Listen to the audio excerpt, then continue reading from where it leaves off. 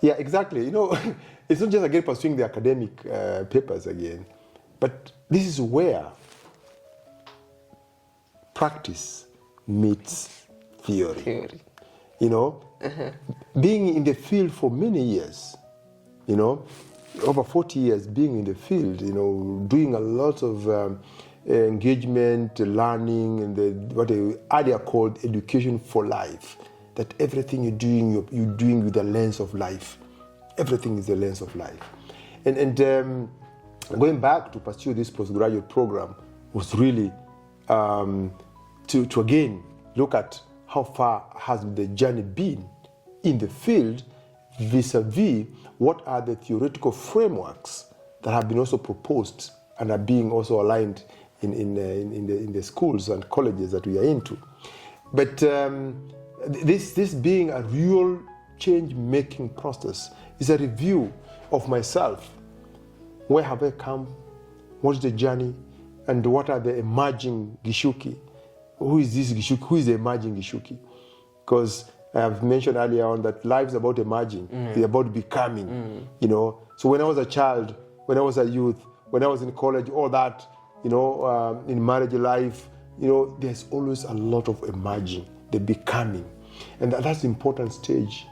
And that gave birth to what today we call Tabasamu Africa Hub, and in the most current status, the Tabasamu Training Institute. Tell us more about Tabasamu. What do you do? What is Tabasamu? You know, and this is where we are empowering the world's next generation. And empowering the world's next generation is looking at young people and their mentors and people who work with young people, you know, in looking at how each of us in our own journey impacts the journey of others. And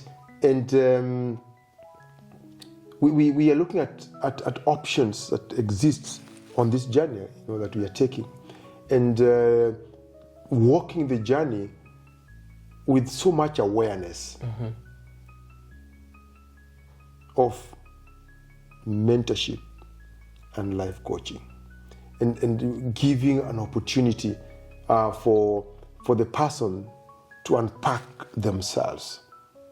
You know, the days of where you are told A, B, C, and D is what you're supposed to do no longer holds much water.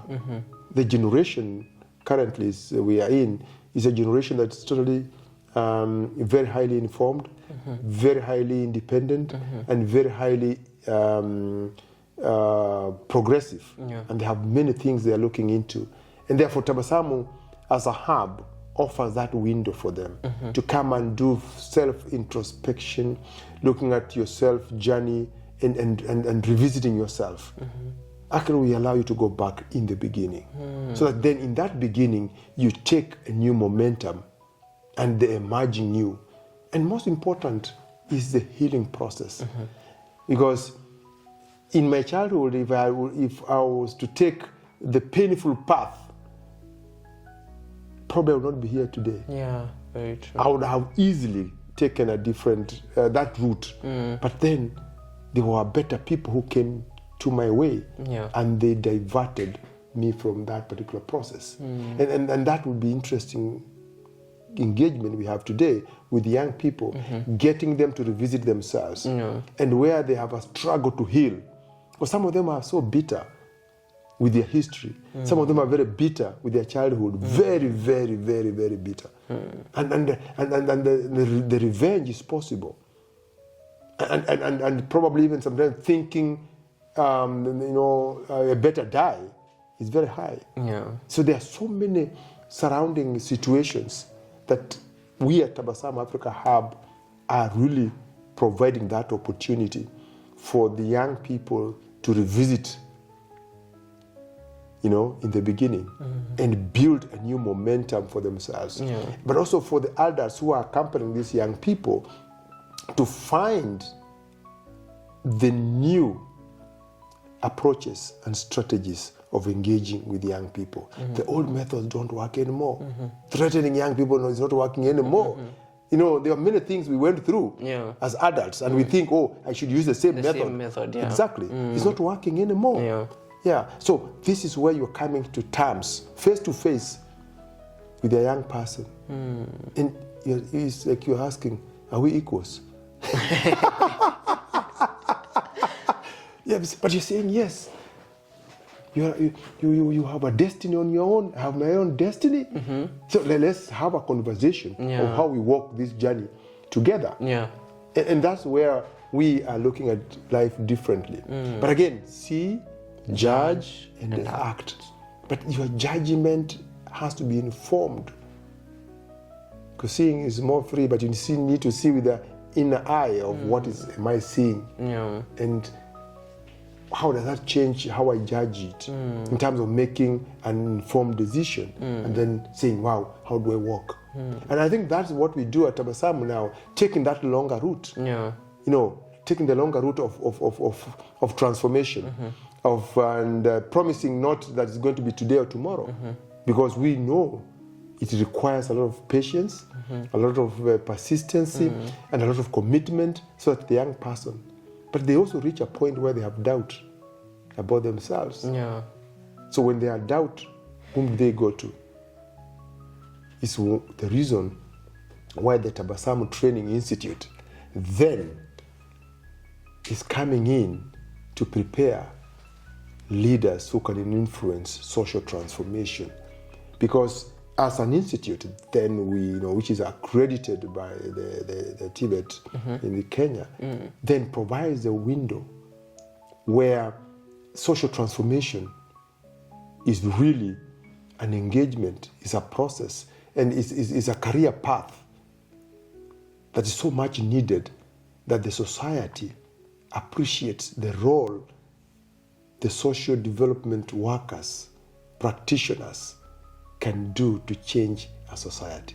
But this is also informed by the many years that I have been involved with social transformation life, from changing myself, changing the family, and engaging with the community. So that social transformation journey is so much involved there. And initially I told you, my life CV is much stronger and heavier, because I have been involved in that for a long, long time. Is where I'm bringing in now the practice and bringing it into the academia world now. Initially, remember I was telling you, sometimes the academia lives in a theoretical framework. Yeah. And sometimes you ask, well, so what after college? You're still asking yourself, who am I? You're still asking, what job should I go and find? You're still asking yourself, am I complete? I've been out here for a while, 10 years, 5 years. Oh, what was I supposed to find? It's not about finding a job. It's about being innovative and creating opportunities emerging from your education for life and the academic life. Then you create a livelihood. That is what the gap existing currently. And we are trying to bring in that as Tabasamu Training Institute, to bring in the social transformation aspect, that our students who go through our institution are very, very practical. They live their own dreams. They're innovative. They think about the social innovation in their own space. For example, you go to a community as a social development worker, a student, and you realize there is a need, they're having a challenge in this particular community. And then you come and say, that's the problem this community is facing. But then as Tabasamu Institute, we are saying, create a social solution, create a social enterprise that addresses that particular need in that community. You are creating change, at the same time you are creating livelihood. That is the conversation that the Institute is looking at more. And that's also brought in by the fact that we have for years churned out so many students from our colleges, and they are out here in the community, but their connection with the reality of the community is a bit distant, and they don't see the opportunity emerging from the challenges the community is facing. You go to a community, you find the water is contaminated. So what do you do as a social development worker who turns herself or himself into a social entrepreneur into that particular opportunity and advocate for better services, but at the same time provide a solution, that then you're working with it. So this is a conversation that the Institute is basically, we're looking at in moving into the next couple of years ahead and institutionalize this practical knowledge so that the community can benefit heavily from this particular knowledge that we have acquired over the years. Yeah, and I think that's why in this country, Kenya, we're talking about recognition of prior learning. Yeah, and the recognition of prior learning is basically talking about, Gichuki, you've been in existence for the last 40 years. What have you been doing beside the classroom? What have you become? This is my competences. These are my skills. This is what I'm doing. Recognizing that is basically what we have been doing. And I think the country is awakening now, which is very good, and doing that recognition. But again, the recognition alone that you have been a paper is not sufficient enough. I think we need to be more, work more, do our work more, and even if nobody recognizes you, you still do what is good and what gives you satisfaction and gives you livelihood and brings you change to the society. So that's, for me, the most important institution that we are developing. Yeah. Wow. As we wind up, we have been on a journey from where we began to where now you are living your dream now. And to someone out here, it may look like you have already made it in life. Is this all? Or do you still have a goal or a vision or a dream? The burning is on. The fire has not gone off. No, the burning is on. And we only live in phases. We live in phases. And each phase, brings in a new path to still pursue your dream and your passion and your desires. It's still there. So it's only the moment that shifts. And that still, for me, is still very relevant. I'm still in the same space, and in my space, I'm looking at more on young people, because that's where I came from. And seeing that young people still find value and space, and they are still adults who care about young people. And that's the purpose of the institution, to develop these people who later on become policymakers. And when they are making policies, they're also making policies from a very informed perspective and driven by the genuine passion for change for young people and the empowerment of the young people. So that is still my space within there. I'm looking at the power that exists in sports for development, because there's so much play, sports, performing arts. All these are very important spaces, because that's where young people find their inner burning in the play, in the field. So how can we use these platforms to be able to allow young people to be able to discover who they are in the different levels? I remember you are part of the team that was there in the music, in the art, that was also available for you. So enhancing that further and increasing the number of people, coaches, who can facilitate more inclusive and impactful sessions and programs for young people, just in Kenya but across the globe, is one of my really strengths that I would really want to pull and have. That the Institute, of course, offers these kind of spaces for these people to support their growth. And of course, I'm into the education for life, and for me, education for life includes the academic education, where you're pursuing your professional pathways. That is still part of education for life, because the application of what we gain in our academic, in the academic pursuit, or in the school or colleges, must find meaning and application in the real life we live in. And when that is not applicable, then that education is not for life. Because life is more functional, and that functionality can only be enhanced, and the quality of life can only come in when you are going through the informal education, formal education, non-formal education. All that brings you into the highest level of awareness. Am I aware who am I? Am I aware of my abilities? Am I aware who my spirituality is? So you're asking all these questions. That is education. It raises the level of awareness, not only one cognitive, but raising the other awareness that we have. And that's why the Education for Life programs, for me, are very, very powerful. That's why you have the life skill programs. They're all there. They help one to become more impactful and purposeful too in the entire life. No reaching. No, nobody says you have reached. I've acquired. I've reached these levels of life. No. Yeah. It is just a new phase, and very soon I'm in that phase again because I'm heading there. Yeah. And looking forward to better things ahead. Yeah. Thank you. And my last question to you is, what does legacy look like for you? What do you want to be remembered for?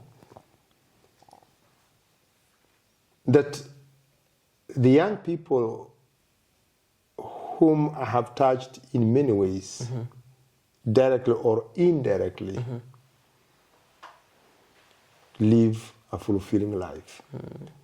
A life that is meaningful to them, meaningful to their families, and meaningful to their society. That for me is how legacy looks like.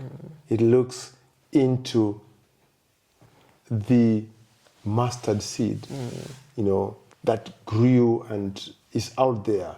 And everywhere you go, you'll find a young person or a human being who is leading this personal, family, and societal transformation to make life meaningful, to make life worth living, to make life enjoyable for all. That's for me what legacy looks like. All right. I have learned a lot. I sure will sit down with a notebook again and listen to this again and again and again. But now, for now, we have come to one of the amazing segments in my journey series. Ladies and gentlemen, are you ready for my fire? Ladies and gentlemen, are you ready for quick fire questions with bonfire? And now, Mr. Gichuki Francis, are you ready? Very ready. Very ready. Very ready. On to quick fire questions with bonfire. This is where you get to answer questions randomly about life, fun questions about everything that we've talked about in life, can be in line with what we've talked about here, or maybe not. All right, now, question number 1. What is something people misunderstand about you? Yeah, that I am who I am because that's how they found me. That's interesting. And what is that one thing that you're still learning? Yeah, one thing I'm still constantly learning is my purpose in life. Still learning every day. The realignment, the purpose, and direction to take is always a learning process. Yeah. Every moment is unique. And if you're not doing this work that you're doing right now, what will you be doing? Same. If you will not be doing it, I'll be doing the same. how? It tells you that is exactly where my heart is. It can be called other names, but the end product is the same work I'm doing. Yeah. Empowering young people and transforming communities and families. That's really where I am. Wow. And what is the secret to a successful marriage? Yes, we said this and just want to repeat it again. Acknowledging, appreciating your partner's strength, not weaknesses. Yeah. Spend more time appreciating the positive things about your partner. You know, let the others pass, but don't spend your time there. All right. What is one thing that our generation has normalized that does not seem right with you? Quick success.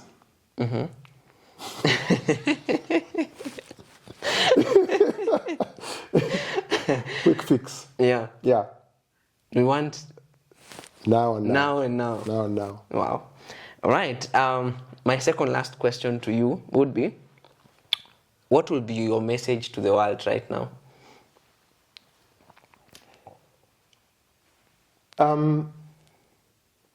Very nice question, really, and I just want to appreciate for you that question. And the world needs Gichuki. The world needs Bonfire. The world needs Otieno. The world needs Juma, Peter, to be sober, to be authentic, to be value-driven, and more importantly, it needs my contribution to create a lasting peace. Wow. Wow. Wow. My last question to you, as I meditate on the one that you've just answered, my last question to you will be, what is that one thing that people should start doing now?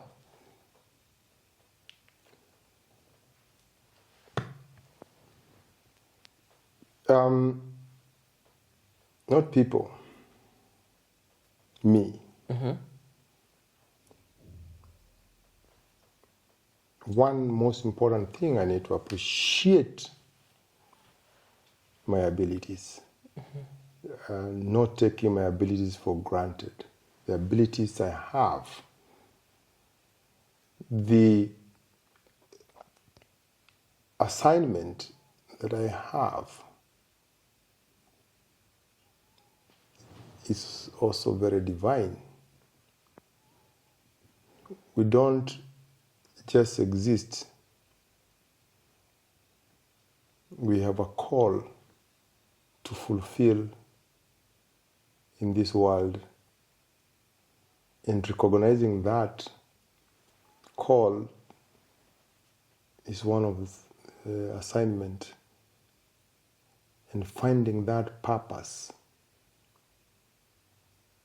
In one of the purpose that all I pursue is the purpose of reconciliation. Reconciling with myself and reconciling with other people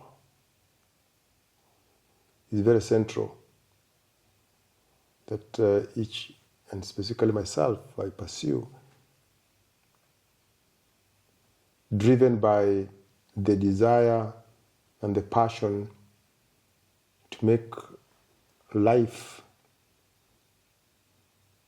for myself, for my family, and my society fulfilling.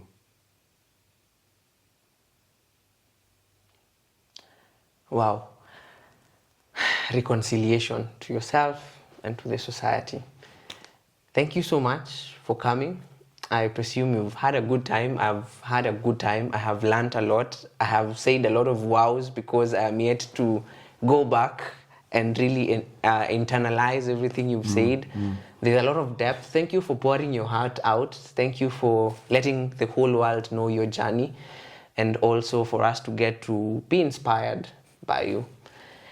Ladies and gentlemen, this is My Journey series, whereby we bring you real stories of real people in this real life. Stories of transformation, where you'll get your healing, where you get your inspiration, where you get your motivation, where you get transformation.